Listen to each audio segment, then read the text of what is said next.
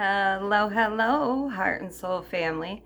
My name is Jessica, for those of you who don't know me, and for those of you who do know me, welcome back. Thank you so much for clicking on this video.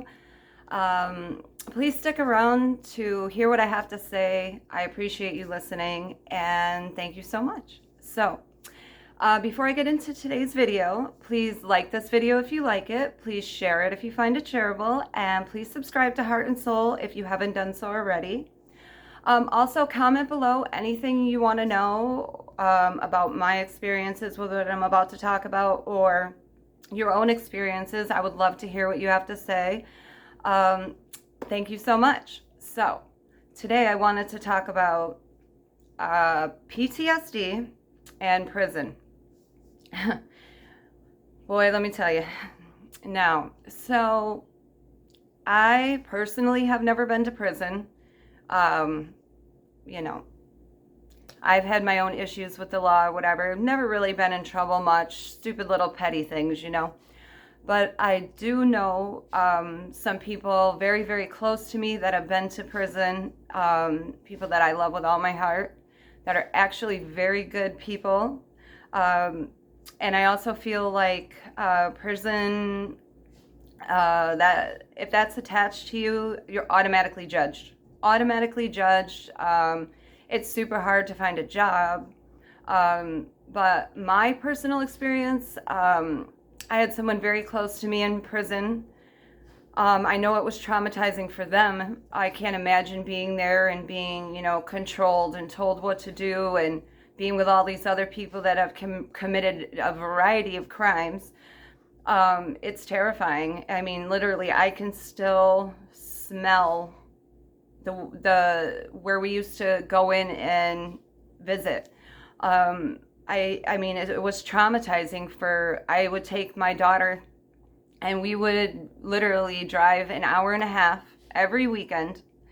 We would drive an hour and a half there. We were allowed to visit for 8 hours. And I know that's not like that in a lot of prisons, but we were lucky. So we would go visit. We're with, tons of other people. It's just traumatizing to go see somebody you love with all your heart, who's such a good person, who made a mistake, or maybe you went through a hard time in your life. You had, maybe you've had a drug problem and you did things you wouldn't do if you were sober, and it was traumatizing. It was traumatizing. I swear to God. And I don't know. I just wanted to talk to you guys about, if you have any of your own experiences, or, people that have, gotten in trouble and you've had to go, because you feel like a prisoner yourself when you're going to visit someone in prison. I mean, you have to be checked.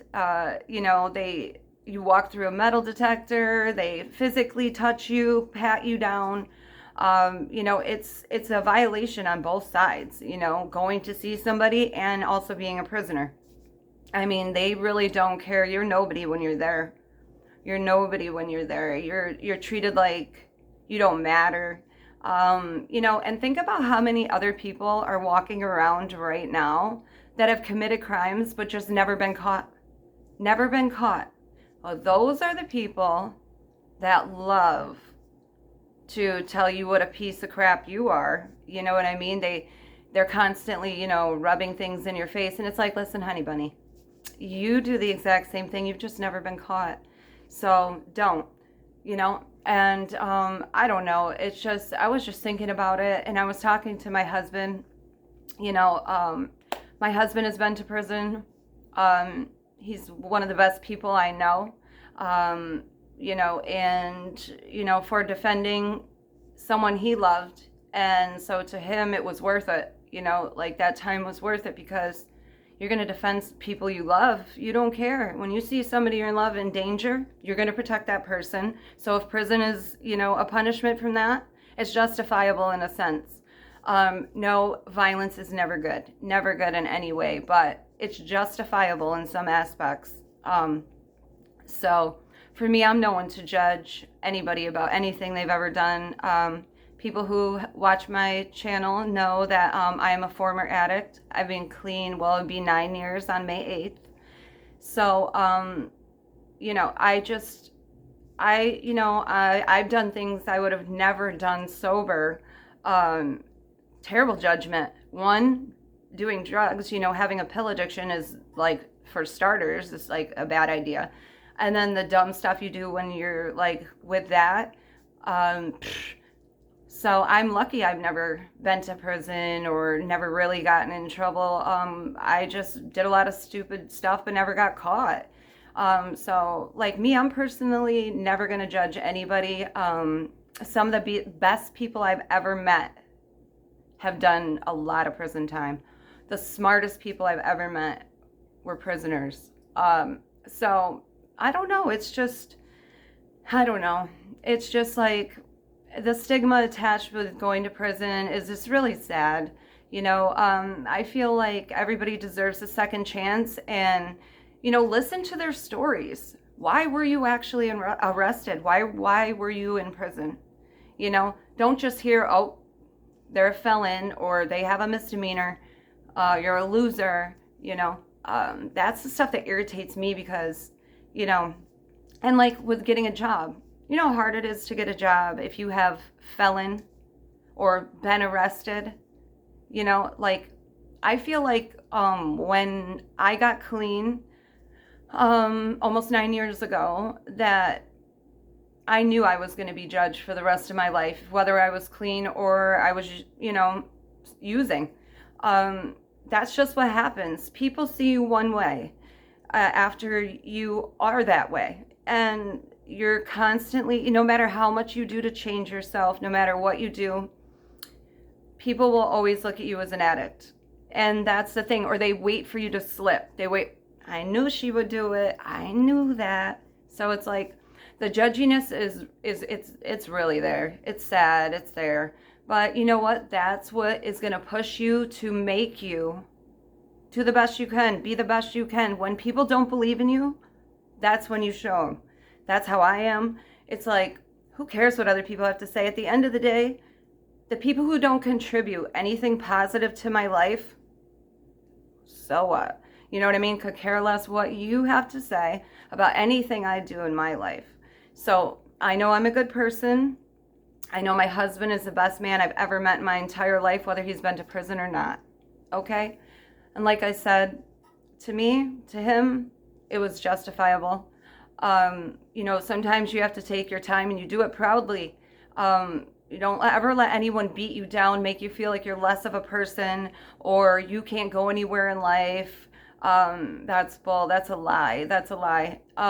You will go as far in your life as you allow yourself to go. You cannot let anyone ever, ever, ever, ever hold you back, because if I listened to the things that people said about me, I would have been dead a long time ago, or I would have felt really bad about myself, or, you know, those things you can't listen to what other people, if you know in your heart you have a good soul, that's all that matters, and that will shine through. Other people will see that. So, you know what I mean? Whatever. If you've been to prison, so what? You know what I mean? That's something that happened in your past, something in your life that you've been through. Now take that experience and teach other people. I mean, like me having a drug problem, I learned from my mistakes. I learned, listen, sobriety is for me. It's 100% for me. You know, I don't do well being a pill popper. You know what I mean? That's not like what I want to do anymore. So I feel like just be the best you can possibly be, no matter where you come from, no matter how much money you have. Those things aren't important. What's important is that you are happy with who you are, that you're a kind, good person. Those things matter. Money, material, you know, whatever. Your reputation is a big thing too. But you can change that reputation from like Jessica the pill popper to Jessica the person that went back to school and became a drug and alcohol counselor, well, graduated as a drug and alcohol counselor. I haven't worked as a drug and alcohol counselor yet, But I do plan on doing that. I do plan on working in that field for sure. But you can go turn it all the way around, turn it all the way around. But just don't let anybody take anything from you, ever, ever. It's like, who are these people? You know what I'm saying? Like, who are these people? These are probably the same people that sit there and judge you, and then they go home and they do the exact same thing they told you not to do. You know what I mean? Do as I say, not as I do type people. We know them. They're all around, all around.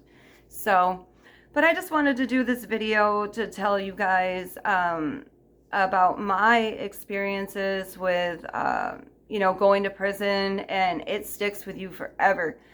You know, both for the person who went to prison, their record, that sticks with them forever, but that trauma you go through, oh my God, it's like, and that person I used to go visit got out in 2010. We went to visit them for a year. They were sentenced 1 to 3. Thank God only did 1. So, but every weekend we were there, every weekend. It was about, like, I would say a good 12 to 15 hour day, depending on if you had to wait to get in. Because, oh yes, when you go to the prison, you don't get to just go right in. You have to check in. If you bring commissary, which is, you know, like everything, you know, snacks, magazines, anything you can't get in a prison is commissary. So, you know, that type of stuff, you have to check that in. You have to write their DIN number on the bag, each bag. The DIN number is their, you know, identification number in the prison. So, I mean, there is a lot that goes with it. And like I said, you get checked when you walk into the prison. They watch you like a hawk. I mean, they make you feel like you did something wrong. And that's a terrible feeling, but like I can still hear the doors shutting, the steel doors. I can hear like the bars clicking behind. Watching that person I love walk in, the terror on their face, just, oh my God, it's like you're so devastated. You're locked like in this cage with people you love, and it's like you get to leave, but they don't. And that's the hardest part, is not being able to walk out with that person you love, having to leave them there, and you know it's going to be for a while. And so, I don't know, I would leave so many times just sobbing, you know, sitting here at my house knowing that that person that I love is in prison, and I don't know if they're okay. I don't know if something's going to happen to them, if they're safe. You know, it's just crazy because, like, it's not how it was then. Now, like, in 2010, you couldn't talk to inmates over the computer or email or do face-to-face from home. Like, that didn't even exist. You're lucky you got a phone call once a week. And then when you're, like, when you get initially locked up, you go to the county you got locked up in, you go to that jail. And then if you have to do time, like prison time, you go to, well, this person went to Bedford, which is in New York City. It's like a holding. And then if you go to, and then you get tripped out to whatever prison they want to put you in. It could be near your home. It could be far as hell away. But luckily this person was close, only an hour and a half away. So that's perfect. I mean, I know people that go to visit their loved ones that are 10, 20, 30 hours away, and it's like you have to get hotels, you have to rent cars because you're flying in most of the time. It's super expensive, and then you have to bring money to the visit, and then you have to get them stuff, and then yeah, blah, blah. It's like a lot. So, and then you have to put money on their books, and it's just like a very expensive punishment, and it stays with you for forever. It also stays with the people that love you, that have to watch you be there. It stays with us too. So PTSD is prevalent here, and so for real. So, and it's just crazy because you'll be good, you won't even be thinking about it, and then all of a sudden you hear like a noise that clicks like the bars at the prison, or the door, or a smell, like a smell that really brings me back. I don't know. So, but I'm thankful that's over, and I hope that nobody else I love goes to prison, or nobody you love goes to prison. But do not judge until you've been there, because you have no idea. And like I said, some of the best people you'll ever meet have been to prison. So it has nothing to do with who you are. in the sense that, like, good people are everywhere, bad people are everywhere. A lot more people are out of prison that should be in, and vice versa. A lot of innocent people there for absolutely nothing at all, having to live that hell and torture, and you didn't even do it. Now you wish you did because you're there. You should have just done it. You know what I mean? At the end of the day, it's crazy. Like, but don't be judgy. Be kind to everybody. You never know what somebody's going through or what they've been through. So just, I don't know, accept people for who they are, for you are no one to judge. So we've all done our own dirt. We all do things that, you know, some of us probably should have been arrested for, but thankfully we're not. So, but anyway, whatever. So, if you see, this is for employers, if you see somebody has a felony or they've been to jail, don't judge them. Could be the best, hardest working person you've ever met in your entire life. And even more so because they have something to prove. So why don't you give somebody a chance? And just thank you so much for listening. I just wanted to do this video, and I appreciate you guys for watching. Thank you for listening. Please like this video if you like it. Please share it if you find it shareable. Please subscribe to Heart and Soul if you haven't done so already. And comment below anything you want me to know. I thank you so much for watching and listening. I hope you guys are having a great week. Be safe, and I will see you soon. Bye.